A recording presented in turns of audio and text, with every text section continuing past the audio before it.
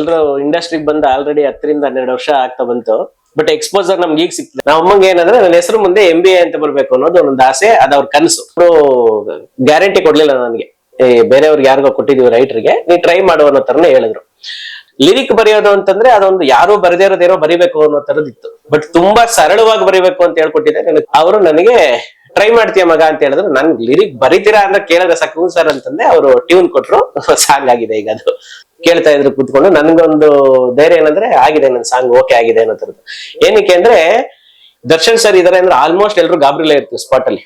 ನಾನು ಅವ್ರ ನೆನ್ಸ್ಕೊಂಡ್ರೆ ಭಯ ಆಗ್ತಿದೆ ನನಗೆ. ಅಷ್ಟು ಅಂದ್ರೆ ನಮ್ಗೆ ಅಷ್ಟು ಭಯ ಇರುತ್ತೆ ಅವ್ರ ಕಂಡ್ರೆ ಶೂಟಿಂಗ್ ಅಲ್ಲಿ ಕೆಲಸ ಮಾಡ್ಬೇಕಾದ್ರೆ.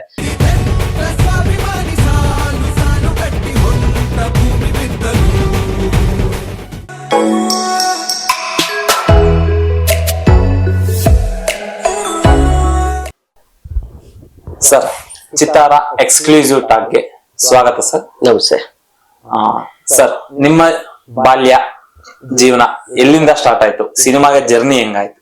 ಸ್ಯಾಂಡಲ್ವುಡ್ ನಲ್ಲಿ ಬಂದಿದ್ದೀರಾ, ಮಂಡ್ಯದಿಂದ ಸ್ಯಾಂಡಲ್ವುಡ್ ವರ್ಗು ಬಂದಿದ್ದೀರಾ. ಮೊದಲನೇ ಹೆಜ್ಜೆ ಅನ್ಕೋಬಹುದು ನಾವಿದ ನಿಮ್ಗೆ? ಇಲ್ಲ, ಆಕ್ಚುಲಿ ನಾವ್ ಎಲ್ರು ಇಂಡಸ್ಟ್ರಿಗೆ ಬಂದು ಆಲ್ರೆಡಿ 10 ರಿಂದ 12 ವರ್ಷ ಆಗ್ತಾ ಬಂತು. ಬಟ್ ಎಕ್ಸ್ಪೋಸರ್ ನಮ್ಗೆ ಈಗ ಸಿಗ್ತದೆ. ಅವಾಗಿಂದ ದುಡ್ದದ್ಕೆ ಇವಾಗ ನಮ್ಗೆ ಅದ್ರದ್ದು ಪ್ರತಿಫಲ ಸಿಗ್ತಾ ಇದೆ ನಮ್ಗೆ. ಬಟ್ ನನ್ಗೆ ಬರವಣಿಗೆ ಶುರು ಆಗಿದ್ದು ಇಂಡಸ್ಟ್ರಿ ಬರೋಕ್ಕೂ ಮುಂಚೆನೆ. ನಾನು PUC ಓದ್ಬೇಕಾದ್ರೇನೆ ರೈಟಿಂಗ್ ಮಾಡ್ತಿದ್ದೆ, ಸಾಂಗ್ಗಳು ಬರೀತಿದ್ದೆ ನಾನು. ಮಂಡ್ಯದಲ್ಲಿ ಚುಂಚನಗಿರಿ, ನಂಜನಗೂಡು, ಮೇಲ್ಕೋಟೆ ಈ ತರ ದೇವರುಗಳಿಗೆ ಭಕ್ತಿಗೀತೆಗಳು ಬರೀತಿದ್ದೆ ನಾನು. ಮಂಡ್ಯದಲ್ಲಿ ಒಬ್ರು ಮಹೇಶ್ ಅಂತ ಒಬ್ರು ಸ್ಟಾರ್ ಸಿಂಗರ್ ಅಲ್ಲಿ ಫೇಮಸ್ ಆಗಿದ್ರು. ಅವ್ರು ನನಗೆ ಬರೆಯೋದು ಅವಕಾಶ ಕೊಟ್ರು. ಅವಾಗಿಂದ ನಾನು ರೆಗ್ಯುಲರ್ ಆಗಿ ಬರೆಯಕ್ಕೆ ಶುರು ಆಯ್ತು. ಸಾಂಗ್ಗಳ ಬದಲು ಡೆವೋಷನಲ್ ಸಾಂಗ್ಸ್ ಗಳು ಬರೆಯಕ್ಕೆ ಶುರು ಆದೆ. ಅದ್ರಲ್ಲಿ ಒಂದಕ್ಕೆ ನನ್ಗೊಂದ್ಸಲಿ ಅವಾರ್ಡ್ ಬಂತು. ಅವಾರ್ಡ್ ಬಂದಾಗ ಅಲ್ಲಿ ನನಗೆ ಅವಾರ್ಡ್ ಕೊಟ್ಟವ್ರು ಹೇಳಿದ್ದು, ನಿಮ್ದು ಸಾಹಿತ್ಯ ಸಿನಿಮೆಟಿಕ್ ಆಗಿದೆ, ಚೆನ್ನಾಗಿದೆ, ಸ್ವಲ್ಪ ಸಿನಿಮಾ ಕ್ಷೇತ್ರದಲ್ಲಿ ಟ್ರೈ ಮಾಡಿ ಅಂದ್ರು. PUC ಮುಗಿಸಿ ನನ್ನ ಡಿಗ್ರಿಗೆ ಹೋಗೋ ಟೈಮ್ಗೆ ಈ ಕಡೆ ಗೀಳ್ ಹಚ್ಕೊತು. ಬರೆಯೋದಕ್ಕೆ ಅಂತ ಶುರು ಮಾಡಿದ್ವಿ. ಇಲ್ಲಿ ಬಂದು ಗಾಂಧಿನಗರದಲ್ಲಿ ಒಂದಷ್ಟು ಜನ ಈಗಿನ ತರದ್ದು ಸೋಷಿಯಲ್ ಮೀಡಿಯಾಸ್ ಆಗ್ಲಿ, ಸೋಷಿಯಲ್ ಮೀಡಿಯಾ ಪ್ಲಾಟ್ಫಾರ್ಮ್ ಗಳಾಗ್ಲಿ ನಮ್ದು ಟ್ಯಾಲೆಂಟ್ ನ ಎಕ್ಸ್ಪೋಸರ್ ಮಾಡೋದಕ್ಕೆ ಅಷ್ಟೆಲ್ಲ ಅವಕಾಶಗಳು ಇರ್ಲಿಲ್ಲ. ಅವಾಗ ಫೋನ್ ಕಾಂಟ್ಯಾಕ್ಟ್ ಕೂಡ ಇರ್ತಿರ್ಲಿಲ್ಲ. ನಮ್ಮ ಹತ್ರ ಫೋನ್ ಇರಲ್ಲ, ಮನೇಲೂ ಲ್ಯಾಂಡ್ಲೈನ್ ಇರ್ತಿರ್ಲಿಲ್ಲ. ಹಂಗೆ ಬಂದು ಕಾಂಟ್ಯಾಕ್ಟ್ ಮಾಡ್ಕೊಂಡು ಬರ್ತಿತ್ತು. ಆಮೇಲೆ ಬಂದು ಬೇಜಾರಾಗಿ ಪುನಃ ವಾಪಸ್ ಹೋದ್ವಿ. ಡಿಗ್ರಿ ಎಲ್ಲ ಮುಗಿಸಿ ನಾನು ಆಲ್ಮೋಸ್ಟ್ MBA ಮುಗಿಸಿದ್ಮೇಲೆ ಪುನಃ ರೀಕನೆಕ್ಟ್ ಆಗಿದ್ದು ಇಂಡಸ್ಟ್ರಿಗೆ. ಸರ್, ಇವಾಗ ನೀವು ಎಜುಕೇಶನ್ ಅಲ್ಲಿ MBA ಮುಗಿಸಿದೀರಾ ಅಂತ ಹೇಳಿದ್ರಿ. ಆದ್ರೆ ನೀವು MBA ಮುಗಿಸಿ ಒಳ್ಳೆ HR ಅಥವಾ ಒಳ್ಳೆ ಸಾಫ್ಟ್ವೇರ್ ಕಂಪನಿದಲ್ಲಿ ಜಾಬ್ಸ್ ಆಗುತ್ತೆ. ಆದ್ರೆ ನೀವು ಅದನ್ನೆಲ್ಲಾ ಬಿಟ್ಟು ಇಂಡಸ್ಟ್ರಿಗೆ ಬರ್ತೀರಾ, ಇದ್ರ ಬಗ್ಗೆ ಹೆಂಗೆ? ಅಂದ್ರೆ ಅದು ಸಿನಿಮಾದ್ದು ಅಟ್ರಾಕ್ಷನ್ ಅಂತ ಹೇಳ್ಬೋದು ಸರ್. ಬಟ್ ನಾನು MBA ಮಾಡೋಗ್ಲೇ ನಮ್ ತಾಯಿಗೆ ಹೇಳಿದೆ ನಾನು. ಯಾಕೆಂದ್ರೆ MBA ಮಾಡಕ್ ಮುಂಚೆಯಿಂದಾನೇ ನನಗೆ ಸಿನಿಮಾ ರಂಗದ ನಂಟಿರೋದ್ರಿಂದ ನಮ್ ತಾಯಿ ಆಸೆ ನಾನು MBA ಮಾಡ್ಬೇಕು ಅನ್ನೋದು. ನಾವ್ ಅಮ್ಮಂಗೆ ಹೇಳಿದೆ, ನಾನು MBA ಮಾಡಿದ್ರು MBAಗೆ ಸಂಬಂಧಪಟ್ಟ ಕೆಲ್ಸಕ್ಕಂತೂ ಹೋಗೋದಿಲ್ಲ, ನಾನು ಸಿನಿಮಾ ಇಂಡಸ್ಟ್ರಿಗೆ ಹೋಗೋದು ಅಂತ. ನಾವ್ ಅಮ್ಮಂಗೆ ಏನಂದ್ರೆ ನನ್ನ ಹೆಸರು ಮುಂದೆ MBA ಅಂತ ಬರ್ಬೇಕು ಅನ್ನೋದು ಒಂದು ಆಸೆ, ಅದ ಅವ್ರ ಕನಸು. ಅವ್ರ ಕನಸುಗೋಸ್ಕರನೇ MBA ಮಾಡಿದ್ ನಾನು. ಅದೇ ರೀತಿ MBA ಆಯ್ತು. MBA ಆದ್ಮೇಲೆ ನನ್ಗೊಂದು KPTC ಗೌರ್ಮೆಂಟ್ ಜಾಬ್ ಬಂತು ನನಗೆ. ಅವಾಗ್ಲೂ ನಮ್ಮ ಅಮ್ಮ ಬಹಳ ಹಿಂಸೆ ಆ ಕೆಲ್ಸಕ್ಕೆ ಹೋಗೋರ್ ಹತ್ರನೇ. ಬಟ್ ನಾವ್ ಅಮ್ಮ ಏನಂದ್ರೆ ಸಪೋರ್ಟ್ ಮಾಡಿದಾರೆ ನನಗೆ. ಇವ್ನಿಗೆ ಕೆಲಸ ಮಾಡೋದಕ್ಕಿಂತ ಇವ್ನು ಇಷ್ಟ ಇದ್ದದ ಕಡೆ ಕ್ಷೇತ್ರದಲ್ಲಿ ಇದ್ರೆ ಇವ್ನಿಗೆ ಚೆನ್ನಾಗಿರ್ತಾನೆ ಅನ್ನೋ ತರ ಆಯ್ತು. ನಾನು ಒಂದ್ಸಲ ಅವ್ರು ಕನ್ವಿನ್ಸ್ ಮಾಡಿದೆ. ಅವ್ರು ಓಕೆ ಅನ್ನೋ ತರ ಆಯ್ತು. ಇಲ್ಲಿ ಸಿನಿಮಾದಲ್ಲಿ ಅಸಿಸ್ಟೆಂಟ್ ಡೈರೆಕ್ಟರ್ ಆಗಿ, ಅಸೋಸಿಯೇಟ್ ಆಗಿ, ರೈಟಿಂಗ್ ಆಗಿ, ಡೈಲಾಗ್ ರೈಟರ್ ಆಗಿ ಹಿಂಗೆ ಕಾಂಟ್ಯಾಕ್ಟ್ಸ್ ತಗೊಂಡು ನಾವೇ ಬಂದು ಡೈರೆಕ್ಟರ್ಗಳನ್ನ ಭೇಟಿ ಮಾಡಿ ದಿಲ್ದಾರ ಅಂತ ಒಂದು ಸಿನಿಮಾ, ಅಮರ್ ಅಂತ ಡೈರೆಕ್ಟರ್, ಅದಕ್ಕೆ ಈಗ ಮೊನ್ನೆ ಪುರುಷೋತ್ತಮ ಅಂತ ಒಂದು ಸಿನಿಮಾ ಮಾಡಿದವರು. ಅದ್ರಲ್ಲಿ ನಾನಾಗಿರ್ಬೋದು, ಗುರು ಶಿಷ್ಯರದ್ದು ಜಡೇಶ್ ಇರ್ಬೋದು, ನಮ್ ಕಿನ್ನಾಳ್ ರಾಜ್ ಇರ್ಬೋದು, ನಾವೆಲ್ಲರೂ ಒಂದು ಟೀಮ್. ಆ ಟೀಮ್ ಇಂದ ನಾವೆಲ್ಲರೂ ಫಸ್ಟ್ ಇಂಡಸ್ಟ್ರಿಗೆ ಲಾಂಚ್ ಆಗೋ ತರದ್ದು ಪ್ರಯತ್ನ ಆಗಿದೆ. ಸರ್, ನೀವು ಮೊದಲಿಗೆ ಬಂದಿದ್ದು ಈ ಸಿನಿಮಾ ಅಂತ ಹೇಳಿ, ಮತ್ತೆ ಅದಾದ್ಮೇಲೆ ಮುಂದೆ ಎಲ್ಲಿ ಕೆಲಸ ಮಾಡಿದ್ರಿ ಸರ್? ಸರ್, ನನಗೆ ದಿಲ್ದಾರ ಸಿನಿಮಾ ಆದ್ಮೇಲೆ ಅದರಲ್ಲೂ ಲಿರಿಕೆ ಬರ್ದಿದ್ದು ನಾನು. 2 ಸಾಂಗ್ ಬರೆದ್ವಿ, ಅದು ಚೆನ್ನಾಗಾಗ್ತು. ಪ್ರವೀಣ್ ಡಿ ರಾವ್ ಸರ್ ಅದಕ್ಕೆ ಡೈರೆಕ್ಟರ್. ಆಮೇಲೆ ನನಗೆ ಡೈರೆಕ್ಷನ್ ಕಡೆ ಆಕ್ಚುಲಿ ಇಂಟ್ರೆಸ್ಟ್ ಜಾಸ್ತಿ ಬಂತು ನನಗೆ. ಆಮೇಲೆ ನಾನು ಸೈಕೋ ಶಂಕರ ಅಂತಂದು ರಿಯಲಿಸ್ಟಿಕ್ ಒಂದು ಸಬ್ಜೆಕ್ಟ್ ಡೈರೆಕ್ಷನ್ ಮಾಡಿದೆ. ಆಕ್ಚುಲಿ ಎಲ್ಲ ನಮ್ಗೆ ಗೊತ್ತಿರೋರೆ, ಪ್ರಣವ್ ಅಂತ ಒಬ್ರು, ಮತ್ತೆ ಯಶಸ್ ಸೂರ್ಯ ಅಂತ, ನವರಸನ್ನು, ಶರತ್ ಲಲಿತಾಶ್ವರ್ ಸರ್, ಇವರೆಲ್ಲರೂ ಸೇರ್ಕೊಂಡು ಒಂದ್ ಸಿನಿಮಾ ಮಾಡುವ ಅಂತ ಮಾಡಿದ್ವಿ. ಅದು ಚೆನ್ನಾಗೂ ಆಗ್ತದ್ದು. ಬಟ್ ಏನಂದ್ರೆ ನನಗೆ ಆ ಸಿನಿಮಾ ಇಂದ ಗೊತ್ತಾಗಿದ್ದೆ ಏನಂದ್ರೆ, ಸಿನಿಮಾದಲ್ಲಿ ಯಾವ್ದಾದ್ರು ಒಂದು ಸ್ಟಾರ್ಡಮ್ ಇರ್ಬೇಕು. ಫಾರ್ ಎಕ್ಸಾಂಪಲ್ ಏನಂದ್ರೆ, ಇಲ್ಲ ಹೀರೋಗೆ ಮೈಲೇಜ್ ಇರ್ಬೇಕು, ಇಲ್ಲ ಪ್ರೊಡಕ್ಷನ್ಗೆ ಇರ್ಬೇಕು, ಇಲ್ಲ ಡೈರೆಕ್ಟರ್ಗೆ ಇರ್ಬೇಕು. 3 ಜನನು ಹೊಸಬ್ರೆ ಆಗಿ ಸಕ್ಸಸ್ ಆಗೋದು ಮಿರಾಕಲ್. ಅದು ಯಾವಾಗ್ಲೂ ಒಂದ್ಸಲ ನಡೀತೆ. ಆ ತರದ ಎಕ್ಸಾಂಪಲ್ಸ್ ಗಳನ್ನ ಕೊಟ್ಬಿಟ್ಟು ಸಿನಿಮಾ ಇಂಡಸ್ಟ್ರಿಗೆ ಬರ್ತೀವಿ. ಆಕ್ಚುಲಿ ನಾವು ಯಾವ್ದು ನಮ್ಮ ಸಿಂಪಲ್ ಆಗಿ ಲವ್ ಸ್ಟೋರಿ ಇರ್ಬೋದು.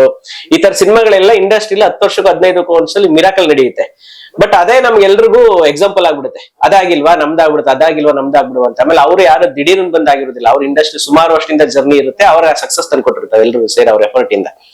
ಹಾಗೆ ಅವಾಗ ಡಿಸೈಡ್ ಆಗಿದ್ದೇನಂದ್ರೆ ಯಾರಾದ್ರೂ ಒಬ್ರು ವರ್ತ್ ಇರೋರು ಇರ್ಬೇಕು ಸಿನಿಮಾಗೆ. ನೀವು ಕಂಟೆಂಟ್ ಎಷ್ಟೇ ಸ್ಟ್ರಾಂಗ್ ಆಗಿದ್ರು, ಕಂಟೆಂಟ್ ಚೆನ್ನಾಗಿದ್ರು, ಯಾರಾದ್ರೂ ಒಬ್ರು ಸಿನಿಮಾಗೆ ತೋರಿಸೋ ಇನ್ವಿಟೇಷನ್ ಇರ್ಬೇಕು. ಇಲ್ಲ ಪ್ರೊಡಕ್ಷನ್ ಹೌಸ್ ತೋರಿಸ್ಬೇಕು, ಇಲ್ಲ ಡೈರೆಕ್ಟ್ರು, ಇಲ್ಲ ಇದೊಂದು ಗೊತ್ತಾಗಿ ಸ್ವಲ್ಪ ಡೈರೆಕ್ಷನ್ ಮಾಡಿದ್ರೆ ನಾವು ಪ್ರೊಡಕ್ಷನ್ ಹೌಸ್ ಮಾಡೋದ, ಇಲ್ಲ ಅಂದ್ರೆ ನಾವು ಹೀರೋಗಳನ್ನ ಮಾಡೋದ ಅಂತ ಡಿಸೈಡ್ ಆಗಿ ನಂಗೆ ರೈಟಿಂಗ್ ಅಲ್ಲಿ ಆಲ್ರೆಡಿ ಗ್ರಿಪ್ ಇತ್ತು, ಮತ್ತೆ ಅವಕಾಶನೂ ಇತ್ತು ನಂಗೆ ರೈಟಿಂಗ್ ಅಲ್ಲಿ ಚೆನ್ನಾಗಿ.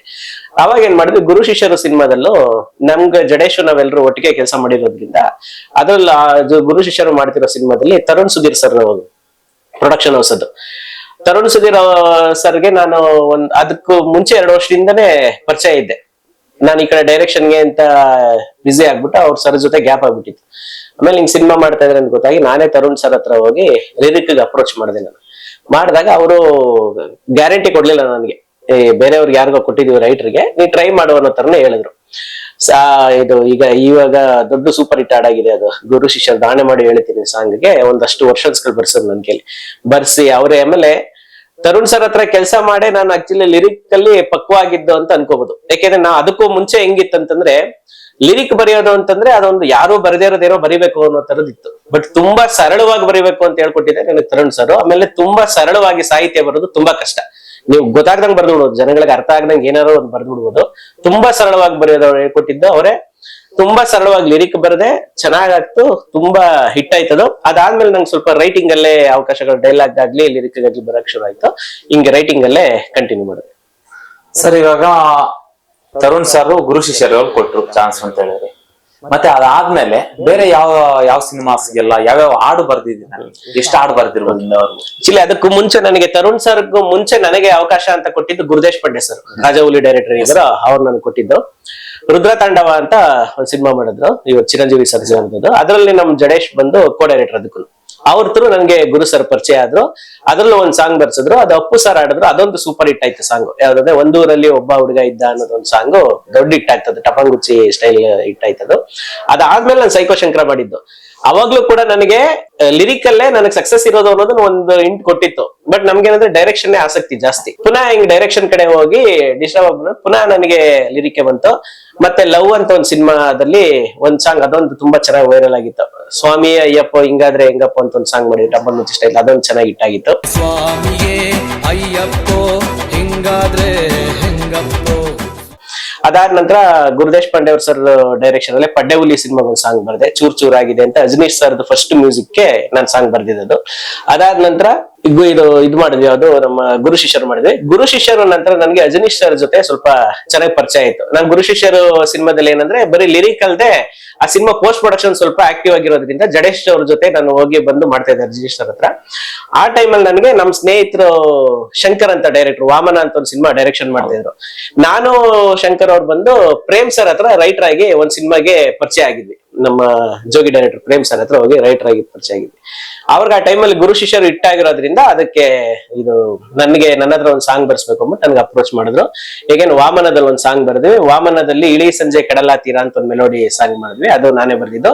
ಅದು ಚೆನ್ನಾಗಿ ಆಗ್ತು, ಅದು ನನಗೆ ಸಕ್ಸಸ್ ಆಗ್ತು, ಒಳ್ಳೆ ಮೆಲೋಡಿ ತಂದ್ಕೊಡ್ತು. ಅದಾದ ನಂತರ ನಮ್ಮ ಗುರು ಸರ್ದು ಪ್ರೊಡಕ್ಷನ್ ಹೌಸ್ ಅಲ್ಲಿ ಶಂಕರ್ ಅಂತ ಡೈರೆಕ್ಟರ್ ಇದ್ರಲ್ಲಿ love you Rachu, Rachita madam ಮತ್ತೆ ಅಜಯ್ ರಾವ್ ಲೀಡರ್ ಮಾಡಿದ್ರು. ಅದ್ರಲ್ಲಿ ಒಂದು ಅವಕಾಶ ಬಂತು. ಅದರಲ್ಲಿ ಮಣಿಕಾಂತ್ ಸದ್ರಿ ಸರ್ ಪರಿಚಯ ಆದ್ರು. ಮಣಿಕಾಂತ್ ಕದ್ರಿ ಸರ್ ಕೂಡ ಒಂದು ಸಾಂಗ್, ಅದು ಮೆಲೋಡಿ ಇದ್ರ ಬರ್ಸೋದು, ನೋಡುತ್ತಾ ನನ್ನನ್ನೇ ಕೂತಿರು ಸುಮ್ಮನೆ ಅಂತ ಒಂದು ಮೆಲೋಡಿ ಸಾಂಗ್, ಅದು ಚೆನ್ನಾಗಿತ್ತು. ಅಂದ್ರೆ ಮೆಲೋಡಿ ಸಾಂಗ್ ಗಳಿಗೆ ಸ್ವಲ್ಪ ನನಗೆ ಅವಕಾಶಗಳು ಬರಕ್ ಶುರು ಆಯ್ತು. ಇದಲ್ಲದೆ ಇನ್ನ ತುಂಬಾ ಹೊಸ ಸಿನಿಮಾಗಳಿಗೆ, ಬಿಂಗೋ ಅಂತ ಒಂದು ಸಿನಿಮಾಗೆ ಬರ್ದಿದ್ದೀನಿ. ಇನ್ನೊಂದ್ 4-5 ಸಿನಿಮಾಗಳ ನಾನು ಸ್ವಲ್ಪ ಹೆಸರು ಮರ್ತಿದ್ದೀನಿ. ಆ ತರದ ಒಂದು ಸಿನಿಮಾಗಳಿಗೆ ಮತ್ತೆ ಹೊಸ ಹೊಸ ಮ್ಯೂಸಿಕ್ ಡೈರೆಕ್ಟರ್ಗಳು ನನಗೆ ಅವಕಾಶ ಕೊಡಕ್ ಶುರು ಆದ್ರು. ಈಗ ಆ ತರದ ಹೊಸ ಮ್ಯೂಸಿಕ್ ಗಳು ಬರ್ದಿದ್ದೀನಿ. ಅದಾದ ನಂತರ ಈಗ ಕಾಟೇರ. ಸರ್ ನಿಮ್ಗೆ ಕಾಟೇರ ಅಂದ್ರೆ ನಮ್ಗೆ ಗೊತ್ತಿರೋ ಪ್ರಕಾರ ಕರ್ನಾಟಕದಲ್ಲಿ ದರ್ಶನ್ ಸರ್ಗಿರೋ ಫ್ಯಾನ್ಸ್ಗೆ ಕಾಟೇರ ಇಸ್ ದ ಬಿಗ್ಗೆಸ್ಟ್ ಅಂತ. ಇವಾಗ ಕಾಟೇರ ಸಿನಿಮಾ ಅಂತ ಸಿನಿಮಾಗೆ ನೀವು ಒಂದ್ ಸಾಂಗ್ ಬರೀತೀರಾ, ಅದ್ರ ಅವಕಾಶ ಹೆಂಗ್ ಸಿಗತ್ತೆ ಸರ್? ನನಗೆ ಗುರು ಶಿಷ್ಯರು ಲಿಂಕ್, ಅದು ಗುರು ಶಿಷ್ಯರು ಸಿನಿಮಾ ಮಾಡಿದೆ ತರುಣ್ ಸರ್ ಪ್ರೊಡಕ್ಷನ್ ಅಲ್ಲಿ. ನಾನು ತರುಣ್ ಸರ್ ಹತ್ರ ಹೋಗಿದ್ದೀನಿ, ಡೈರೆಕ್ಷನ್ ಅಪ್ರೋಚ್ ಮಾಡ್ಕೊಂಡೆ ಹೋಗಿತ್ತು. ನಾನು ಸಬ್ಜೆಕ್ಟ್ ಹೇಳ್ತೀನಿ ಸರ್ ಅಂತ ಸಬ್ಜೆಕ್ಟ್ ಹೇಳೋ ರನ್ನಿಂಗ್ ಅಲ್ಲಿ ಇದ್ದೆ ತರುಣ್ ಸರ್ ಹತ್ರ. ಇರ್ಬೇಕಾದ್ರೆ ಹಂಗೆ ಹೇಳ್ತಾ ಇದ್ವಿ, ಅವರು ಒಂದಷ್ಟು ಚೇಂಜಸ್ ಹೇಳ್ತಾ ಇದ್ರು, ಬೇರೆ ಜನರು ಏನಾದ್ರು ಮಾಡದೆ ಈ ತರ ಟ್ರೈ ಮಾಡ್ತಾ ಇರ್ಬೇಕಾದ್ರೆ ಅನೌನ್ಸ್ ಆಗ್ತು ತರುಣ್ ಸರ್ದು ಹಿಂಗ್ ಶುರು ಆಗ್ತಿದೆ ಸಿನಿಮಾ ಡೈರೆಕ್ಷನ್ ಶುರು ಆಗ್ತಿದೆ ಅಂತ ಅನಿಸ್ತು ನನಗೆ. ಅವಾಗ ನನಗ್ ಬಂದಿದ್ದು ಏನಂದ್ರೆ, ಡೈರೆಕ್ಷನ್ ಮಾಡೋದಕ್ಕೆ ನಾನು ರೆಡಿ ಮಾಡ್ಬಿಡ್ಬೋದು, ಬಟ್ ತರುಣ್ ಸರ್ ಈಗ ಪ್ರೊಡಕ್ಷನ್ ಅಲ್ಲಿ ಬಿಸಿ, ಇದು ಡೈರೆಕ್ಷನ್ ಅಲ್ಲಿ ಬಿಸಿ ಆಗ್ತಾರೆ, ಈಗ ಸದ್ಯಕ್ಕಂತೂ ಪ್ರೊಡಕ್ಷನ್ ಆಗೋದಿಲ್ಲ. ಅಲ್ಲಿವರೆಗೂ ಖಾಲಿ ಕೂತಿರೋ ಬದಲು ಏನ್ ಮಾಡಿದ್ರೆ, ತರುಣ್ ಸರ್ ಹತ್ರ ವರ್ಕ್ ಮಾಡ್ಬಿಡೋದ ಅಂತ ಅಂದ್ಬಿಟ್ಟು ನಾನೇ ತರುಣ್ ಸರ್ ಹತ್ರ ಅಪ್ರೋಚ್ ಮಾಡಿದೆ. ಸರ್ ನಿಮ್ ಸಿನಿಮಾದಲ್ಲಿ ನಾನು ಡೈರೆಕ್ಷನ್ ಟೀಮ್ ಅಲ್ಲಿ ವರ್ಕ್ ಮಾಡ್ತೀನಿ ಸರ್ ಅಂತ. ತರುಣ್ ಸರ್ ಹೇಳಿದ್ರೆ, ಬೇಡ ಮಗ ನೀನು ಯಾವ್ದಾದ್ರು ಸಬ್ಜೆಕ್ಟ್ ಗಳು ಹೇಳೋ, ಸಬ್ಜೆಕ್ಟ್ ಬೇಕಾದ್ರೆ ಸಿನಿಮಾ ಮಾಡೋದ ಅನ್ನೋ ತರನೇ ಹೇಳಿದ್ರು, ಯಾವ್ದಾದ್ರು ಇದ್ರೆ ಅಪ್ರೋಚ್ ಮಾಡ, ಆ ತರದೇ ಮಾಡ್ಕೊಂಡು ಹೋಗೋದ ಅಂತಂದ್ರು. ಆಮೇಲೆ ಅವರೇ ಟೈಮ್ ಕೊಟ್ರು, ನೀನ್ ಡಿಸೈಡ್ ಮಾಡ್ಬಿಟ್ಟು ನೀನ್ ಡಿಸಿಷನ್ ತಗೋ ಅನ್ನೋ ತರ ಆದ್ರು. ಆಮೇಲೆ ನಾನು ನಮ್ ಜಡೇಶ್ ಅವರು ಕುಂತ್ಕೊಂಡು ಚರ್ಚೆ ಮಾಡಿದ್ರೆ ನನಗ್ ಬಂದಿದ್ದೇನಂದ್ರೆ, ತರುಣ್ ಸರ್ ಹತ್ರ ವರ್ಕ್ ಮಾಡ್ಬೇಕು ಅಂತ. ಯಾಕೆಂದ್ರೆ ನನ್ಗೆ ಅವ್ರ ಹತ್ರ ಒಂದ್ ಸಾಂಗ್ ಬರ್ದಿದ್ದ ಎಕ್ಸ್ಪೀರಿಯನ್ಸ್ ಇತ್ತು. ಒಂದು ಸಾಂಗ್ಗೆನೆ ನಾನು ಎಷ್ಟು ಪಕ್ವ ಆಗಿದೆ ಅಂತಂದ್ರೆ, ಒಂದ್ ರೈಟಿಂಗ್ ಸ್ಟೈಲ್ ಏನು, ರೈಟಿಂಗ್ ಆಯಾಮಗಳೇನು, ಒಂದಷ್ಟು ಫೀಡ್ ಕೊಡ್ತಾರೆ ಅವ್ರು, ಒಂದಷ್ಟು ಇನ್ಪುಟ್ಸ್ ಕೊಟ್ಕೊಂಡು ಹೋಗ್ತಾರೆ. ಹೆಂಗೆ ರೈಟಿಂಗ್ ಅಲ್ಲಿ ನನ್ಗೆ ಇನ್ಪುಟ್ ಸಿಗ್ತಾವ, ಡೈರೆಕ್ಷನ್ ಅಲ್ಲೂ ಆ ತರದ ಇನ್ಪುಟ್ಸ್ ಗಳು ಸಿಗುತ್ತೆ ನನಗೆ. ಆಮೇಲೆ ನನ್ನ ಜರ್ನಿ ವೇಸ್ಟ್ ಆಗಲ್ಲ ಅಂತ ಅನಿಸ್ತು. ಆಮೇಲೆ ನಾನು ಈ ತರದ್ದು ದೊಡ್ಡ ಕ್ಯಾನ್ವಾಸ್ ಸಿನಿಮಾಗಳು ಯಾವ್ದು ವರ್ಕ್ ಮಾಡಿರ್ಲಿಲ್ಲ. ನಾಳೆ ನಾನು ಯಾವ್ದೋ ಒಂದು ಚಿಕ್ಕ ಸಿನಿಮಾ ಮಾಡ್ತೀನಿ, ಇಟ್ಟಾಗ್ತಾವಲ್ಲ, ಒಂದು ದೊಡ್ಡ ಸಿನಿಮಾ ಮಾಡ್ಬೇಕು ಅಂತಂದ್ರೆ ಒಂದ್ ಎಕ್ಸ್ಪೀರಿಯನ್ಸ್ ಇಲ್ಲದೆ ಫ್ಲೋರ್ಗೆ ಹೋಗೋ ಬದಲು ಈ ತರದೊಂದು ದೊಡ್ಡ ಕ್ಯಾನ್ವಾಸ್ ಸಿನಿಮಾ ವರ್ಕ್ ಮಾಡಿದ್ರೆ ಬೆಸ್ಟ್ ಅಂತ ಅನಿಸ್ತು.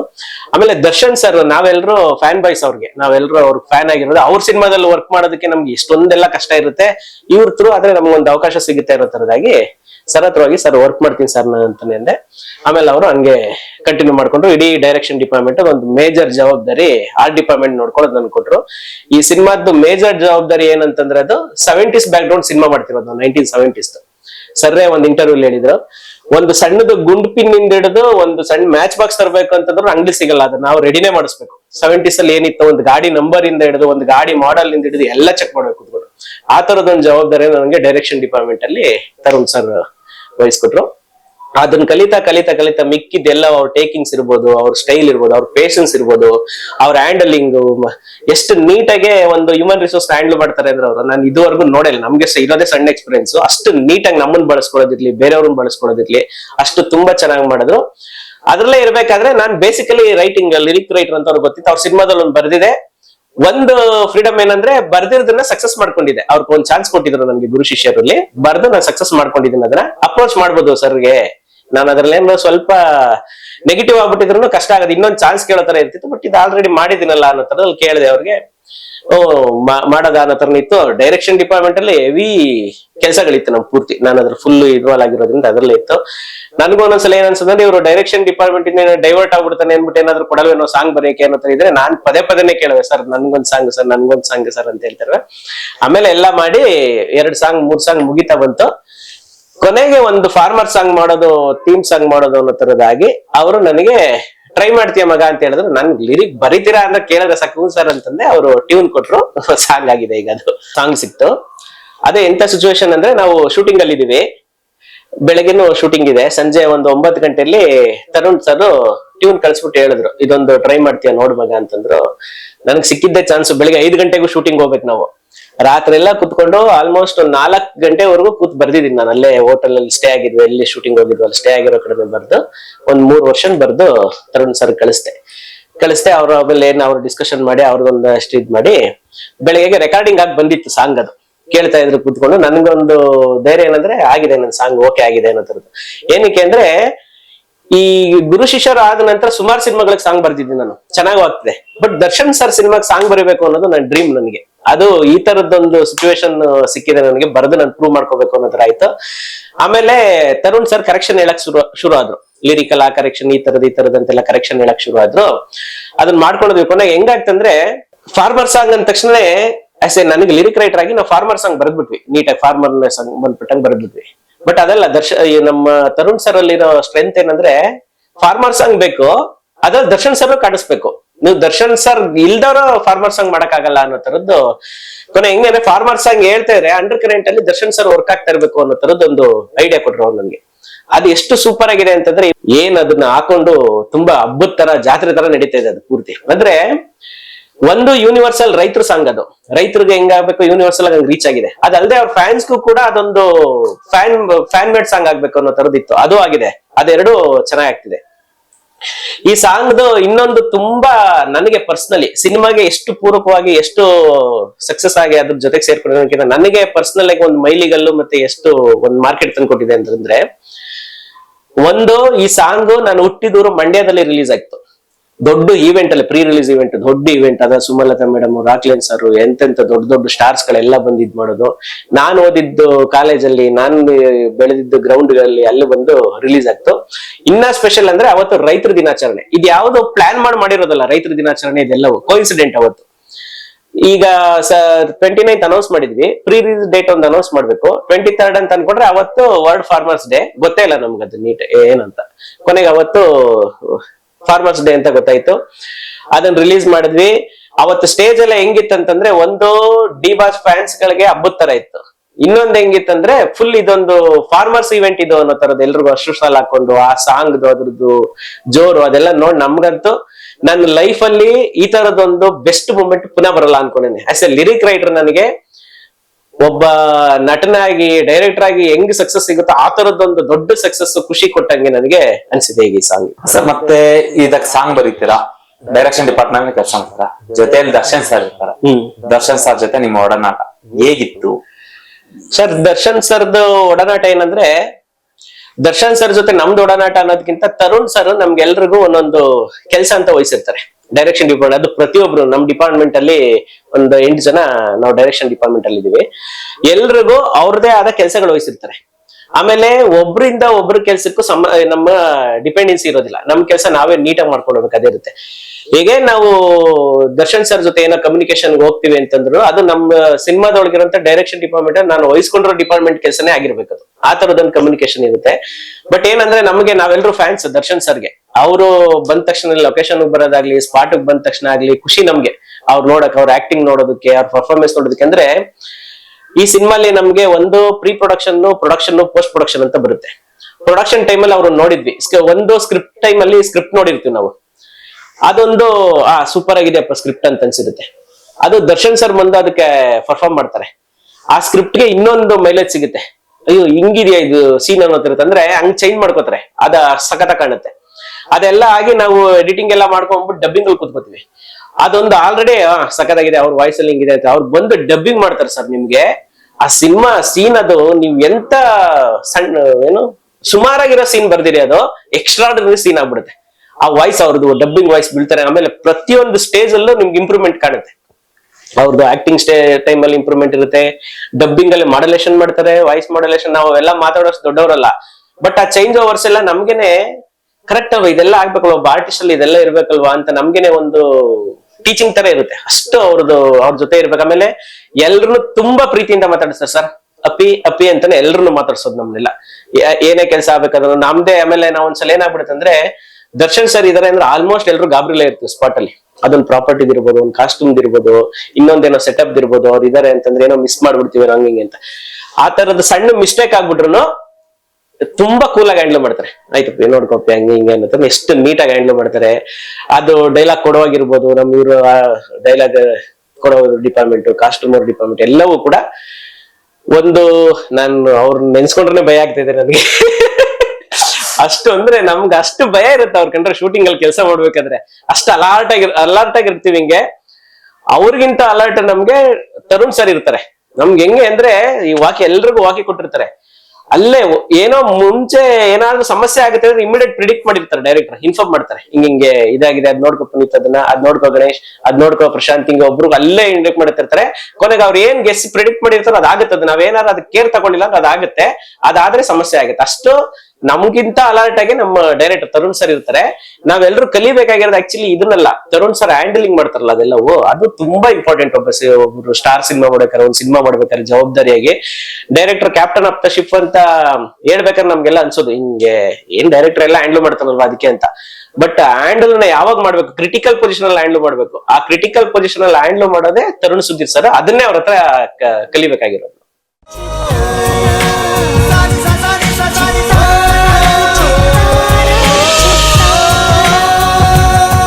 ಕನ್ನಡಿಗರ ಮನೆ ಮಾತಾಗಿರುವ ಸಿನಿ ಪತ್ರಿಕೆ ಚಿತ್ತಾರ, ಕರ್ನಾಟಕದ number 1 readers choice entertainment magazine.